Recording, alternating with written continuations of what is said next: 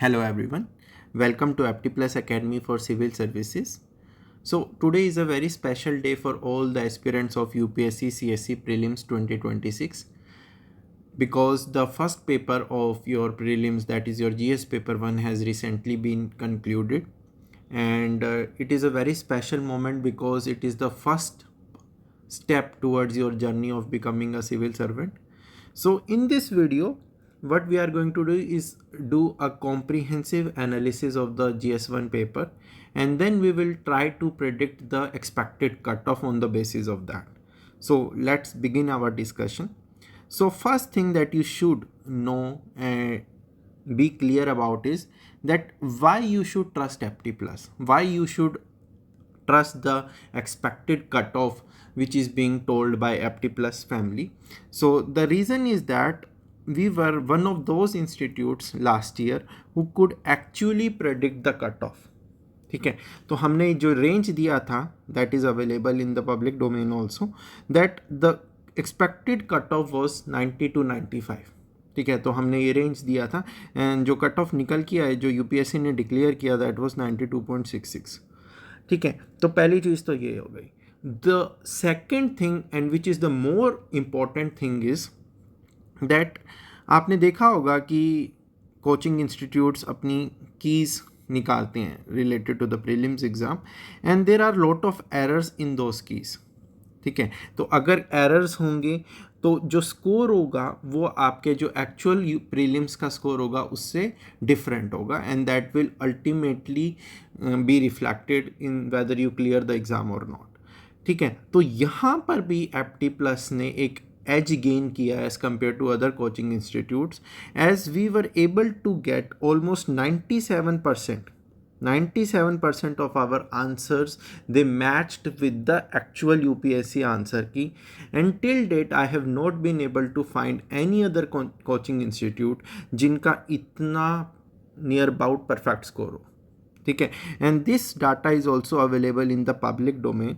So we have intentionally deliberately blurred the name of the coaching institutes. But अगर आप देखें इस table को तो this was widely shared in the Telegram groups also कि जो नंबर ऑफ करेक्ट है from the major the so called major coaching institutes of India.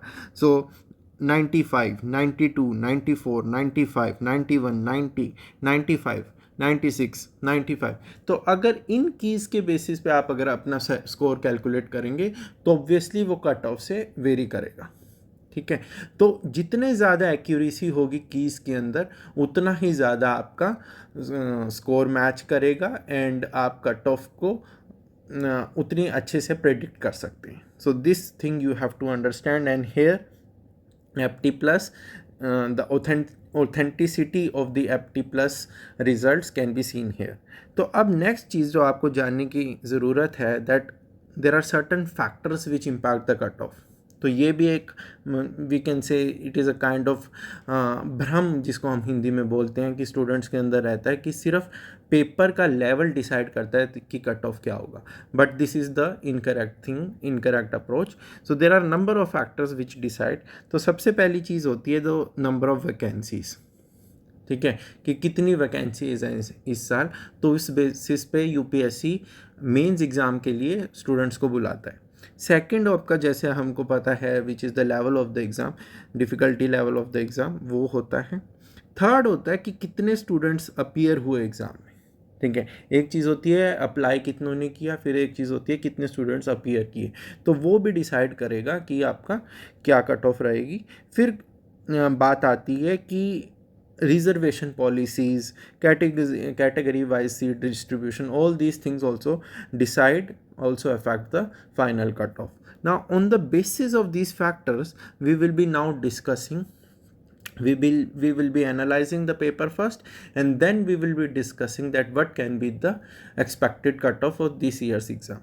right. So moving ahead now, तो this is the analysis now. तो यहाँ पर हम थोड़ा सा कंपैरिजन करेंगे पिछले कुछ सालों के पेपर में और जो पेपर आज कंक्लूड हुआ है उसके बीच में.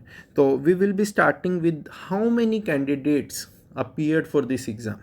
ठीक है, तो आप अपनी स्क्रीन पे देख सकते हैं कि अगर हम 2026 की बात करें तो द नंबर ऑफ स्टूडेंट्स हैं जिन्होंने अप्लाई किया है, that number has decreased drastically.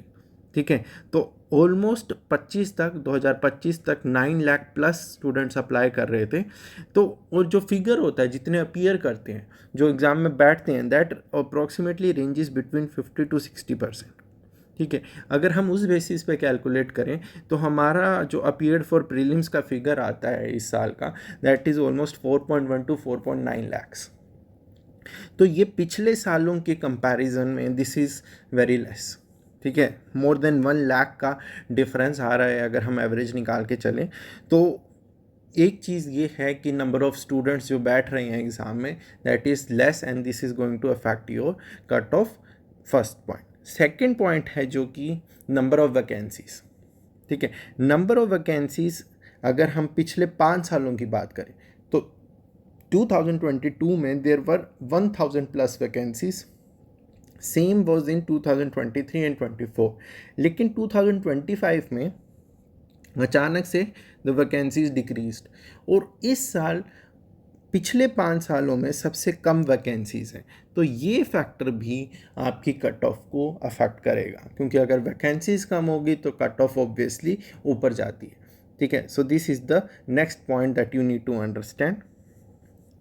Now we come to the distribution of the questions. ठीक है, तो अब यहाँ पर हम सब्जेक्ट वाइज डिस्ट्रीब्यूशन को थोड़ा एनालाइज करेंगे। तो अगर हम देखें, पहले हिस्ट्री पे फोकस करते हैं कि पिछले सालों में हिस्ट्री में से अगर आप देखोगे तो अप्रोक्सीमेटली 25 में 16 क्वेश्चन आए। ठीक है, 24 में 9 क्वेश्चन आए, 23 में 13 क्वेश्चन आए हैं। लेकिन इस साल almost 21 question are coming from history alone, that is 1/5 of the paper, and these questions, and majority of these questions are coming from ancient 11 after 21। तो ऑलमोस्ट मोर देन 50% क्वेश्चन आपके ancient से आ रहे हैं, और ये क्वेश्चन ऐसे हैं कि दे आर फैक्चुअल ऑल्सो। ठीक है, तो इनको अटैम्प्ट करने में एक सीरियस एस्पिरेंट को थोड़ा सा चैलेंज फेस किया होगा एस्पिरेंट्स ने। तो ये एक नई चीज़ थी पेपर में कि there was heavy tilt towards history, right. उसके बाद अगर आप देखोगे कि जो करंट अफेयर्स का वेटेज है, दैट हैज़ इंक्रीज ट्रिमेंडसली। तो हम बोल सकते हैं कि 2026 का जो पेपर है, it is current affair heavy. ठीक है, 34 क्वेश्चंस तो प्योरली करंट अफेयर्स में बोल सकता हूँ। इसके अलावा देर वर क्वेश्चंस जो थीम्स बार बार न्यूज़ में रहती हैं उसके ऊपर, they linked it with the static and they are asking, right. सो ये आपने चीज़ समझनी होगी that there was high weightage of current affairs in this particular paper, right. We are not right now discussing the type of question etcetera, वो हम further discussion में करेंगे। नेक्स्ट चीज़ जो आपको समझनी है, which is the difficulty level of the paper. Now this is something that is subjective in nature, क्योंकि कुछ क्वेश्चन किसी को ईजी लग सकते हैं, किसी को मॉडरेट लग सकते हैं। सिमिलरली कोई क्वेश्चन मॉडरेट लग सकता है, कोई डिफ़िकल्ट लग सकता है, एंड वाइस वर्सा। तो ये थोड़ा सा सब्जेक्टिव रहता है, लेकिन रेंज ऑलमोस्ट इतना ही रहेगा। तो अगर हम कंपेयर करें 26 के पेपर में, 78 of the questions they are of easy to medium level. ठीक है, अब इसको मैं 25 से कंपेयर करूं तो 67 क्वेश्चंस, राइट। 24 से करूं 85 क्वेश्चंस, और 23 से करूं तो 59 क्वेश्चंस। तो मैं ये बोल सकता हूं कि लेवल जो है वो स्लाइटली अबव 24 है। ठीक है, 24 से ऊपर का लेवल है, राइट। तो ये आपने चीज़ समझनी है कि 78 क्वेश्चंस हम बोल सकते हैं कि इजी टू मॉडरेट लेवल का है। ठीक है, तो कट ऑफ अकॉर्डिंगली आपकी इफेक्ट होगी इस चीज़ से भी, और जो डिफ़िकल्ट है दैट इज़ ओनली 22, राइट। तो ये चीज़ एक फैक्टर रहेगा। फिर आपका आता है नेचर ऑफ द क्वेश्चंस। ठीक है, अब नेचर ऑफ क्वेश्चंस का क्या मतलब है? नेचर ऑफ क्वेश्चंस का ये मतलब है कि कितने क्वेश्चन स्टैटिक हैं, कितने प्योरली करंट हैं, कितने स्टैटिक प्लस करंट हैं। तो ये फिगर भी अगर आप देखेंगे तो स्टैटिक प्लस, जो अब पहले हम बात करते हैं प्योर करंट की, तो प्योर करंट 34 क्वेश्चंस हैं, और अगर मैं इसको मर्ज करूं करंट प्लस स्टैटिक से, तो more than 50% of your paper is coming from this current linkage. जबकि 25 में इट वाज 47, 24 में ओनली 40 एंड 23 में भी इसी टाइप का आया था, ऑलमोस्ट मोर देन 50%। ठीक है, तो यहाँ पर ये इसमें कोई डाउट नहीं है कि करंट अफेयर्स डोमिनेट किया है एंड पिछले 1 साल का करंट अफेयर्स अच्छा खासा डोमिनेट किया है। नाउ अब अगली टेबल में आप देख सकते हैं कि कैसे डिफरेंट सब्जेक्ट्स के करंट अफेयर्स आ रहे हैं। तो आप देखो कि साइंस एंड टेक्नोलॉजी से 9 क्वेश्चंस हैव कम, और वो डायरेक्ट क्वेश्चंस हैं, डायरेक्ट थीम्स हैं। ठीक है, ऐसा कोई क्वेश्चन नहीं होगा जो जिसके बारे में, जिसकी थीम के बारे में आपने ना पढ़ा हो ना सुना हो। ठीक है, सिमिलरली कुछ जैसे अब अनप्रिडिक्टेबिलिटी चल रही है यूपीएससी प्रीलिम्स के एग्ज़ाम में, आपको मूवीज़ के ऊपर क्वेश्चन पूछ लिया, स्पोर्ट्स के ऊपर क्वेश्चंस पूछ लिया, तो इस टाइप के भी क्वेश्चंस दे आर आस्किंग। ठीक है, फिर random questions related to defence, ठीक है, वेरियस कॉर्प से रिलेटेड क्वेश्चन आए हैं, तो वो उस टाइप का भी the themes we have seen in the paper. अब अगली चीज़ करते हैं। Now this we have done the objective analysis on the basis of various factors. Now let's come to certain analysis, subjective analysis of this year's prelims paper. तो पहली चीज़ जो आपको देखने को मिली है इस एग्ज़ाम में, that is there are certain new types of questions in this paper. New type of questions का क्या मतलब है? तो पहला टाइप तो ये है दैट स्टेटमेंट रिलेशनशिप फॉर्मेट। अब इसका क्या मतलब हुआ? तो यूपीएससी ने क्या किया है, बेसिकली आपको कुछ स्टेटमेंट्स दे दिए हैं। फॉर एग्जांपल हिस्ट्री में आपको 3 स्टेटमेंट्स उन्होंने दे दिया, और उसके नीचे further they are giving you 3 statements and they are asking कि ये 3 जो मैंने बाद में दी हैं, ये इनमें से कितनी जो पहले 3 दी हैं उनको सपोर्ट करती हैं। ठीक है, so they are asking whether the statement validates the effectiveness of the strategies envisioned in the statement 2। तो इस तरीके का लिंकेज बिठा रहे हैं वो डिफरेंट स्टेटमेंट्स के ऊपर, right. So this is one, जहाँ पर जो 2 स्टेटमेंट्स गिवन हैं, 2 टाइप ऑफ स्टेटमेंट्स गिवन हैं, उनके बीच में वो लिंकेज पूछ रहे हैं। तो यहाँ पर आपको लिंकेज भी देखना है, और जो स्टेटमेंट है पर से उसकी एक्यूरेसी भी आपको पता होनी चाहिए। तो यहाँ पर आपको 2 काम करने पड़ेंगे। ठीक है, फिर उन्होंने क्या किया है कि बेसिकली सिर्फ आपको फैक्ट्स नहीं पता, फैक्ट्स नहीं सिर्फ मालूम नहीं होने चाहिए, you should also know how to critically analyse those facts. So that is what UPSC is expecting from the aspirants. Now the second type of the question that has come is the situational and administrative ethics. ठीक है, तो basically जो आपका C SAT paper है या GS4 paper है, उसमें से दे आर उस टाइप के questions they have included in this GS1 paper, and they are very lengthy, scenario based lengthy questions are there, the statements are lengthy. ठीक है, so they are basically testing your public administration principles and conflict resolution. तो इस type के भी there are number of questions in the paper. So this is the second new type. And third new type is basically the conditional count. तो इस चीज़ को भी UPSC बार बार बदलता रहता है। तो जैसे आपके पहले आते थे 1 and 2, 2 and 3, 1 2 3, इस तरीके के, फिर वो how many of the above are correct, how many of the above are incorrect, उसको लेके आए। अब उसमें ही they have made changes, like there are 2 correct statements that include statement 2। ठीक है, तो इसमें भी स्टूडेंट को थोड़ी सी हेल्प मिल सकती है, क्योंकि एलिमिनेशन ईजी बन जाता है। ठीक है, तो हम हाइब्रिड फॉर्मेट बोल सकते हैं, जो आपका एक ट्रेडिशनल फॉर्मेट होता है number based, plus how many वाला फॉर्मेट होता है जो 2023 के बाद आया है, तो उनके बीच का एक फॉर्मेट है।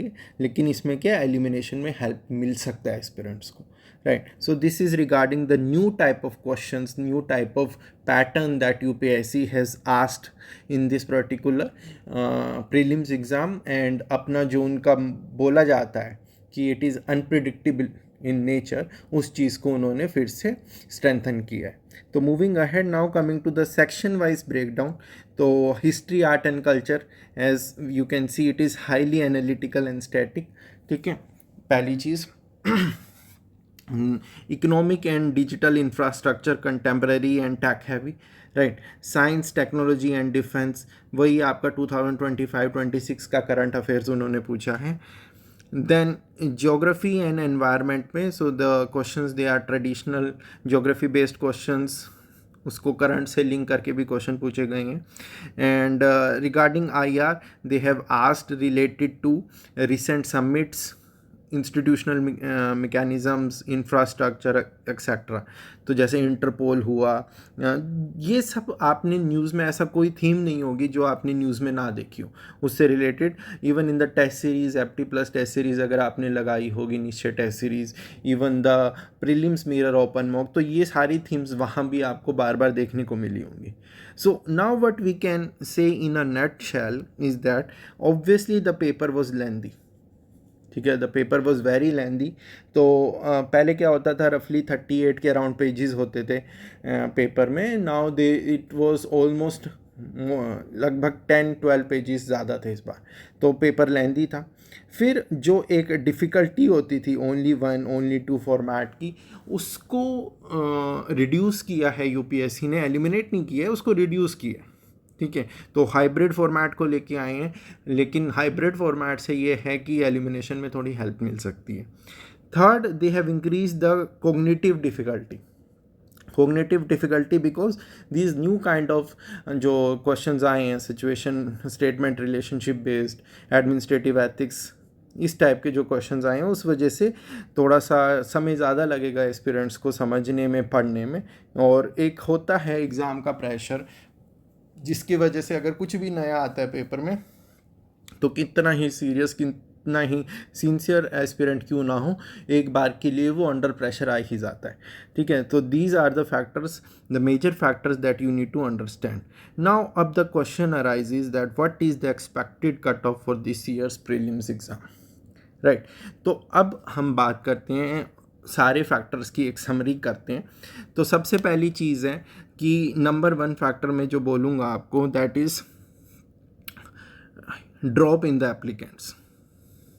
ठीक है, drop in applicants, number of applicants वो डिक्रीज़ हुए हैं। ठीक है, only 8,19,000 something aspirants they had applied. तो अब वही 50-60% बैठेंगे तो वो फिगर काफ़ी नीचे जाएगा, पहली चीज़। नंबर 2, आपकी vacancies that has decreased. So last 5 years में it is the least number of vacancies, तो 933, तो 5 ईयर लो बोल सकते हैं। So this is causing downward pressure, right. Third आपका जो हम बोल सकते हैं कि न्यू टाइप ऑफ क्वेश्चंस। ठीक है, न्यू टाइप ऑफ क्वेश्चंस जो कि आपका न्यू फॉर्मेट है, जिसकी वजह से लेंदी हो गया है पेपर, टाइम कंज्यूमिंग हो गया है पेपर, एकदम से नई चीज़ देखने को मिली स्टूडेंट्स को, वो एक फैक्टर है। फोर्थ मैं आपको बोल सकता हूँ कि जो ये हाइब्रिड फॉर्मेट हुआ है, जो हाउ मैनी से लेकर हम हाइब्रिड फॉर्मेट की तरफ गए हैं, तो इसकी वजह से एलिमिनेशन बिकम्स ईजी। ठीक है, एलिमिनेशन बिकम्स ईजी। ठीक है, तो ये चीज़ है एक कि the return of the elimination technique, right. तो ये जो न्यू फॉर्मेट है, इसकी वजह से एकदम से प्रेशर आएगा स्टूडेंट के ऊपर, उसके जो कॉग्निटिव लोड है वो बढ़ेगा, right, because this format, this administrative ethics questions, they demand time, right. Fifth चीज़ जो मैं आपको बोल सकता हूँ, that there has been a content shift also. Content shift कैसे? जैसे मैंने बोला कि करंट अफेयर्स डोमिनेंस है। ठीक है, फिर आपका हिस्ट्री जो फोकस है, हिस्ट्री के ऊपर बहुत ज़्यादा फोकस किया है, राइट। तो ये एक चीज़ है कि पहले जो ट्रेडिशनली चलता आ रहा था एक फॉर्मेट, उससे हट के they have tried to make this paper. तो there are number of factors on the both sides. ठीक है, तो बिकॉज ऑफ से एलिमिनेशन बढ़ने से कट ऑफ इंक्रीज़ हो सकता है, वैकेंसीज़ की वजह से कट ऑफ डिक्रीज़ हो सकता है, फिर आपका number of applicants has reduced, साथ में टाइम कंस्ट्रेंट है, न्यू फॉर्मेट है। तो अगर मैं इन सभी फैक्टर्स को कंबाइन करूं, these factors if I combine, so according to our analysis, according to analysis of our team, the general category cutoff, it is expected to stabilize slightly below the 2025 peak. तो अगर 25 में 92.66 cut off गई थी, तो we expect कि इस साल it is going to be on the slightly lower side. ठीक है, तो इन फैक्टर्स के बेसिस पे हम बोल रहे हैं ज़्यादा डिफरेंस नहीं आएगा. We expect it to be in the range of 87 to 92. ठीक है, 87 to 92 की रेंज में हम मान के चल रहे हैं, क्योंकि देखो पेपर ऐसा है कि कुछ सीरियस एस्पिरेंट्स को ये पेपर इजी लग सकता है जिन्होंने अपना करंट अफेयर्स बहुत थोरीली प्रिपेयर किया होगा और जिन्होंने अपना काम composer in new type of questions को देख के नहीं घबराए होंगे. क्योंकि क्या हुआ है कि 23 में जब क्वेश्चन का फॉर्मेट चेंज हुआ था तो स्टूडेंट्स को एक अचानक से झटका लगा था. ठीक है, तो अब मेंटली प्रिपेयर होके आते हैं स्टूडेंट्स उस चीज़ को लेके कि भाई यूपीएससी है तो अनप्रेडिक्टेबिलिटी तो रहेगी. तो वी प्राइमा फेसी अभी सिर्फ एग्ज़ाम कंक्लूड हुआ है. ठीक है, तो जितने भी स्टूडेंट्स से हमने बात की है, एक्सपर्ट से बात की है, so on the basis of that we feel कि स्लाइटली बिलो रहेगा 2025 के पीक से, लेकिन ज़्यादा नीचे नहीं जाएगा. तो ये चीज़ आप मान सकते हैं. तो जो भी again I would say 87 to 92 के रेंज में लाई कर रहा है, they can consider themselves to be safe, right? And this is we are saying on the basis of the explanations that FT Plus is going to provide soon, right? तो आप उसको refer कर सकते हैं, अपना स्कोर कैलकुलेट कर सकते हैं एंड यू कैन डिसाइफर कि आप इस कट ऑफ के अकॉर्डिंग कहाँ बैठते हैं. ठीक है, तो ये चीज़ है. अब सवाल उठता है what is the next step now, and this is very important for all the aspirants, whether आप कट ऑफ क्लियर कर रहे हो या नहीं कर रहे हो, that you should after say a couple of days you should start focusing on mains. और यहाँ पर एक चीज़ जो आपको बहुत ही हेल्प करेगी, that is the FT Plus Academy's Abhyudaya programme. ठीक है, so we are launching this Abhyudaya programme in a very new innovative manner this year. ऐसा क्या है इस प्रोग्राम में, let me quickly tell you overview. ठीक है, तो वही there are total of 8 test that we will be providing, that is 4 GS full length, 2 ethics, 2 essay test. But इसके जो फीचर्स हैं वो इस बार they are going to be the core differentiating factor. ये और कोई कोचिंग इंस्टीट्यूट प्रोवाइड नहीं करता. वो कैसे? तो first thing that we are going to do, that we will be on the basis of a scientific analysis providing on the basis of the last 5 years. हम ये देखेंगे कि 2026 के मेंस में कौन से क्वेश्चंस आने की प्रोबेबिलिटी, कौन से थीम आने की प्रोबेबिलिटी सबसे ज़्यादा है, और वही थीम्स आपको एक्चुअल जो ये 8 पेपर्स हैं उनमें पूछी जाएंगी. ठीक है, so this is on the basis of a scientific analysis that we will be setting up the papers, first thing. And second thing is the model answers. तो मॉडल आंसर्स में आपको ये पता चलेगा कि why this particular question has high probability of appearing in the exam. Second, कैसे उस particular question को टैकल करना है in the given word limit, that we will be providing you. Third, you will be also getting what are the keywords which the examiner looks for in the answers, और उस particular question में वो कौन सा keyword होना चाहिए. वो सब चीज़ें आपको एक अच्छे खासा मॉडल आंसर में मिलेगा. Then you will be provided answer evaluation on the basis of 25 parameters. Objective parameters आपको टेबल फॉर्मेट में पता चलेगा कि हर एक पैरामीटर के अकॉर्डिंग आपने डिमांड मीट की है या नहीं मीट की है.